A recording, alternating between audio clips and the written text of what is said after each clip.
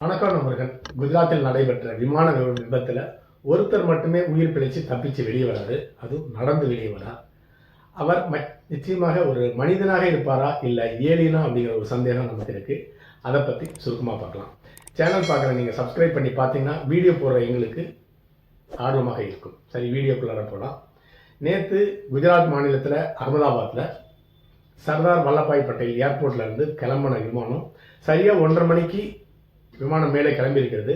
அந்த விமானம் கிளம்பின 3 நிமிஷத்துக்குள்ளார தரையில் விழுந்து ஒட்டுமொத்தமாக விமானம் முழுந்து எரிஞ்சு இருக்கிறது.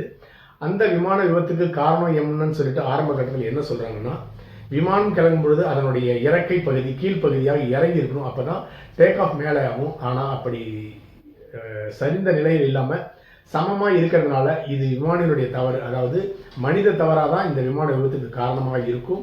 இயந்திர விபத்து எதுவும் இயந்திரம் தான் விபத்துக்கு காரணமாக இருக்க வாய்ப்பு குறைவுன்னு சொல்லிட்டு ஆரம்ப கட்டத்தில் போக்குவரத்து துறை விமான போக்குவரத்து துறையை சேர்ந்த வல்லுநர்கள் எல்லாமே கருத்து தெரிவிச்சிருக்காங்க. அடுத்ததாக இந்த விமானம் போயிங் ட்ரீம் லைனர் விமானத்தை சேர்ந்தது.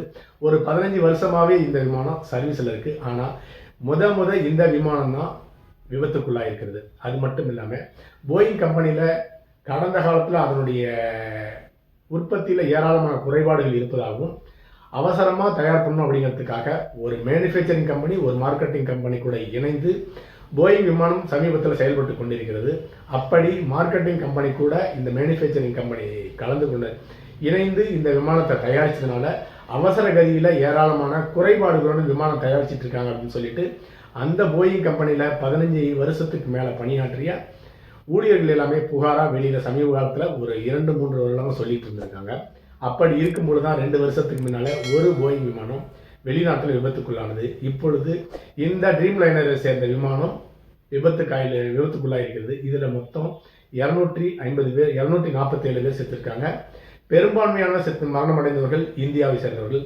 பிரிட்டன் நாட்டை சேர்ந்த 52 பேரும், போர்ச்சுகல் நாட்டை சேர்ந்த 7 பேர், அடுத்தது கனடா நாட்டை சேர்ந்த ஒருவர், மொத்தம் 247 பேர் மரணம் அடைந்திருக்காங்க. ஒருவர் மட்டுமே அதிர்ஷ்டவசமாக தப்பித்து பிழைத்திருக்கின்றார்.